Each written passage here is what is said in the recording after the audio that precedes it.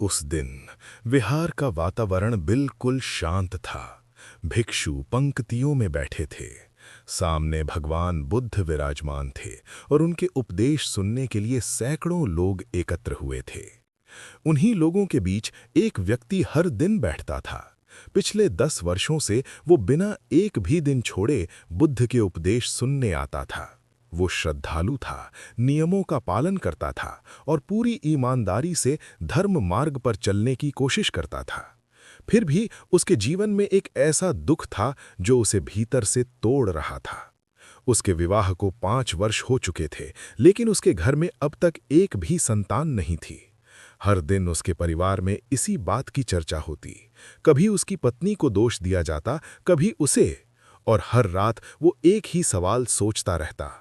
मैं भगवान बुद्ध के उपदेश सुनता हूँ, उनका पालन भी करता हूँ, फिर मुझ पर कृपा क्यों नहीं हो रही?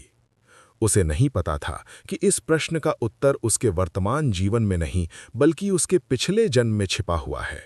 और उस रहस्य का खुलासा होने वाला था एक भोजन के निमंत्रण पर। भगवान बुद्ध के जीवन काल की ये घटना है। एक सत्संगी था। वो पिछले 10 वर्षों से भगवान बुद्ध के ज्ञान उपदेश सुनने जाया करता था। वो श्रद्धा से धर्म का पालन करता था, लेकिन उसके जीवन में एक बहुत बड़ा दुख था, संतानहीनता का। विवाह को 5 वर्ष हो चुके थे, पर उसे कोई संतान नहीं हुई। घर में अक्सर इसी बात को लेकर चर्चा होती। कभी स्त्री को दोष दिया जाता, कभी पुरुष को।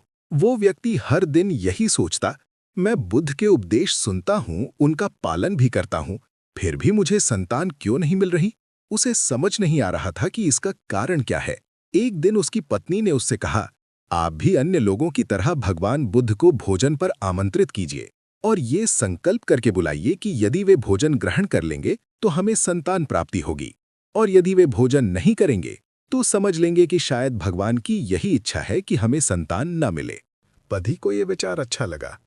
वो भगवान बुद्ध के पास गया और एक निश्चित तिथि पर उन्हें भोजन के लिए आमंत्रित किया। भगवान बुद्ध ने उसका निमंत्रण स्वीकार कर लिया। निश्चित तिथि के दिन भगवान बुद्ध और अनेक भिक्षु उसके घर पहुंचे। घर में सभी क्रियाकलाप पूरे किए गए। अब समय था भोजन का। सभी भिक्षुओं को भोजन परोस दिया गया। अंत में भगवान बुद्ध के सामने भी भोजन रखा गया, लेकिन भगवान बुद्ध मौन बैठे रहे। भिक्षुओं ने अपना भोजन समाप्त भी कर लिया, फिर भी बुद्ध ने भोजन नहीं किया। काफी देर तक प्रतीक्षा करने के बाद वो सत्संगी विनम्रता से बोला, भगवान, आप भोजन क्यों नहीं कर रहे हैं?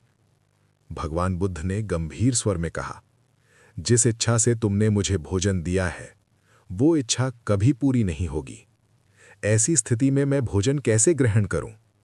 ये सुनकर वो सत्संगी घबरा गया। उसने विनम्रता से पूछा, भगवान, कृपा करके बताइए, मैंने ऐसा कौन सा पाप किया है? बुद्ध बोले, जिस प्रकार इस जन्म में तुम दोनों पति पत्नी हो, पूर्व जन्म में भी तुम दोनों पति पत्नी ही थे।